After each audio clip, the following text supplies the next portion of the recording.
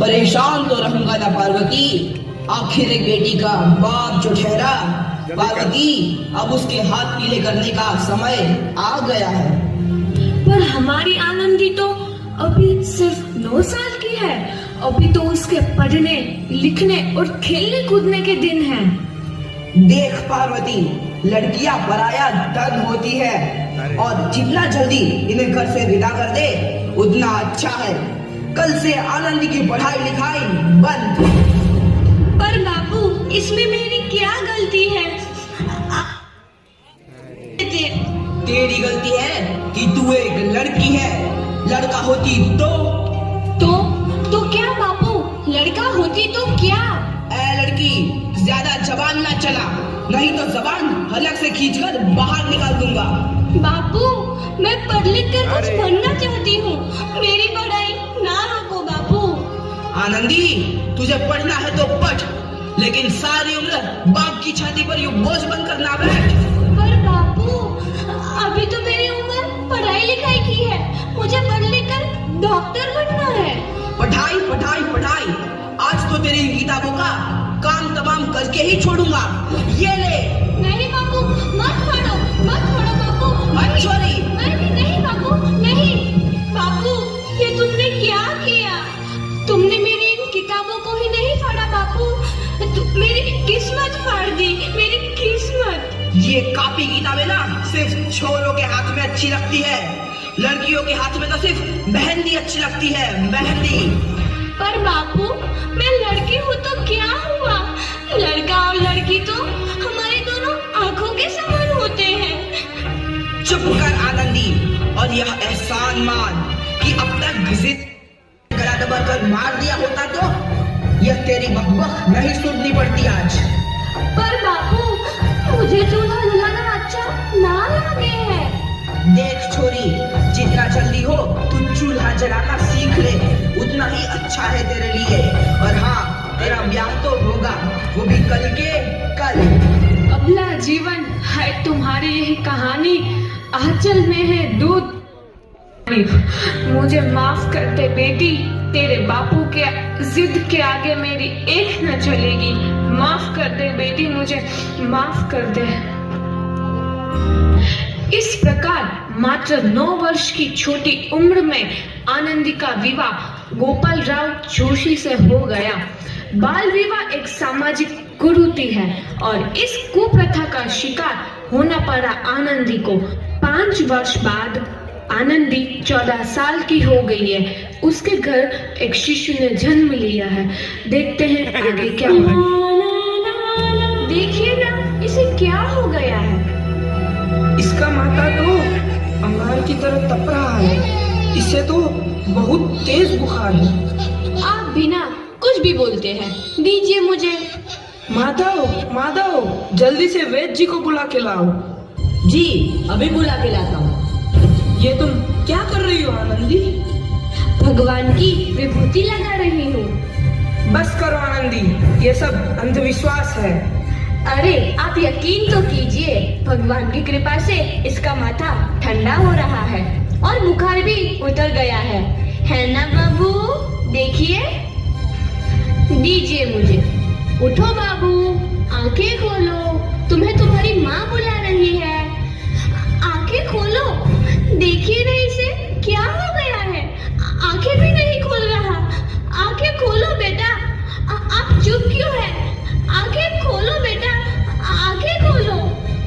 आनंदी, हमारा बेटा कभी आंखें नहीं खोलेगा। नहीं, ऐसा नहीं हो सकता। मेरे बेटे को मुझसे कोई नहीं छीन सकता, कोई नहीं छीन सकता। पागल मत बनो आनंदी। माधव,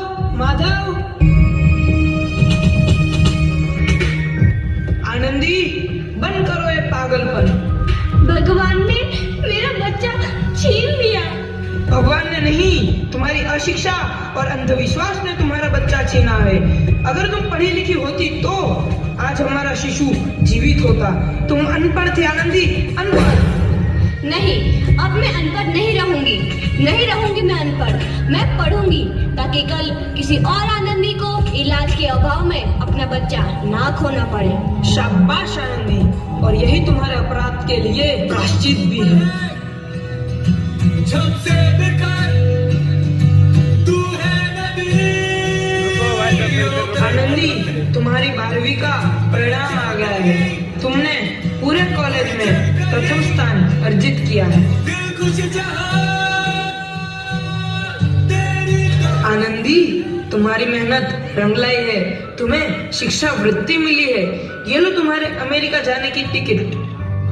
मुझे शिक्षा वृत्ति मिल गई, मैं अमेरिका जा रही हूँ।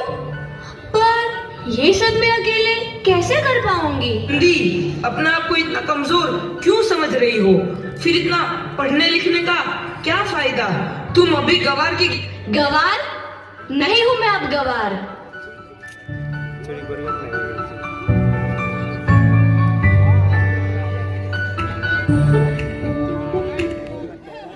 तो इस प्रकार 7 अप्रैल 1883 को आनंदी अमेरिका के पेंसिल्वेनिया के लिए रवाना हुई और 3 साल बाद उन्होंने डॉक्टर ऑफ मेडिसिन की उपाधि प्राप्त कर ली। इधर आनंदी के पिता की तबीयत बहुत खराब है। आगे क्या होता है देखते हैं। लगता है अब मेरे जाने का समय आ चुका है।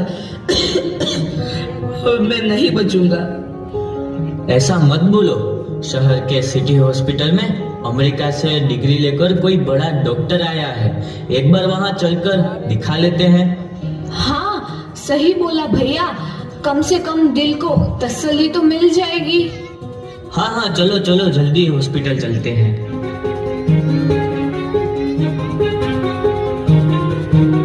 इस मरीज की हालत तो बहुत ही खराब है। कोई चमत्कार ही इसे बचा सकता है। ऐसा मत बोलो भाई। डॉक्टर साहब कब तक आ जाएंगे? लो आ गई डॉक्टर मैडम। डॉक्टर मैडम जल्दी देखिए, मरीज की हालत बहुत ही खराब है।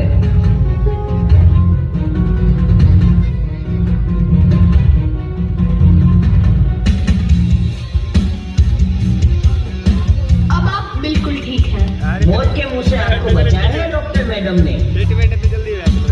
डॉक्टर साहब ने मुझे बचा लिया। मुझे मिलना है डॉक्टर साहब से। डॉक्टर साहब नहीं, डॉक्टर मैडम बोलो। डॉक्टर मैडम, उन्होंने ही तुम्हें जीवन दान दिया है। लो आ गई डॉक्टर मैडम, मिल लो उनसे। डॉक्टर मैडम, आपका बहुत बहुत धन्यवाद। आपने मेरी जान बचाई। इसके बदले में मैं गरीब भला आपको क्या दे सकता हूँ? वचन चाहिए मुझे कि कभी ये नहीं कहोगे कि लड़कियां कुछ नहीं कर सकती। वचन?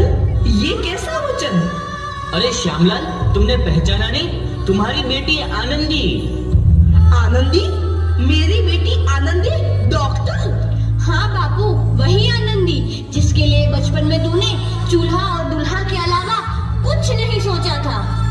आनंदी, आनंदी मेरी बेटी, मुझे माफ कर दे। मैं तेरा गुनहगार हूँ बेटी। नहीं नहीं बापू, वही आनंदी जिसके हाथ पीले करके तुम उसकी सारी जिंदगी काला कर देना चाहते थे। माफ कर दे मुझे मेरी बच्ची, माफ कर दे। मैं तेरा अपराधी हूँ मेरी बच्ची, माफ कर दे। नहीं बापू, मैंने तो तेरा एहसान चुकाया है। याद है ना अपना एहसान जो बचपन में तुमने मुझ पर किया था? ताने सुना सुना कर जीते जी मार डाला था मुझको। अब बोल, और किस किस को मारेगा? आनंदी बेटी, मुझे माफ कर दे मेरी बच्ची। मैं तेरा गुनहगार हूँ। बापू, आपने ही तो बोला था किताबें सिर्फ बेटों के हाथ में अच्छी लगती है, बेटियों के हाथ में तो सिर्फ मेहंदी। बेटों और बेटियों में फर्क करना दो आंखों में फर्क करने समान है। एक का पढ़ना और दूसरे का ना पढ़ना सामाजिक अंधकार है बापू, सामाजिक अंधकार। उपकार मांगता हूँ मैं तुझ जैसी बेटी का, जिसने सारी उम्र मुझसे कुछ ना मांगा। मांगा तो सिर्फ बराबरी का दर्जा। वरना सच तो यह है कि मैं तेरी माफी के लायक भी ना हूँ। मुझ जैसा बाप तेरी बराबरी कर सके, उसके मैं लायक भी ना हूँ मेरी बेटी, मैं लायक भी ना हूँ। अपने बापू को क्या माफ नहीं करोगी आनंदी? माफ कर दो आनंदी, माफ कर दो। सुबह का भूला यदि शाम को घर लौट आए तो उसे भूला नहीं कहते। बापू। तो इस प्रकार आनंदीबाई जोशी ने अपनी मेहनत और अटूट इरादे से न केवल भारत की पहली महिला डॉक्टर बनी, बल्कि आगे चल के उन लड़कियों के लिए सुनहरा रास्ता दिखा गई जो जीवन में कुछ करना चाहती थी।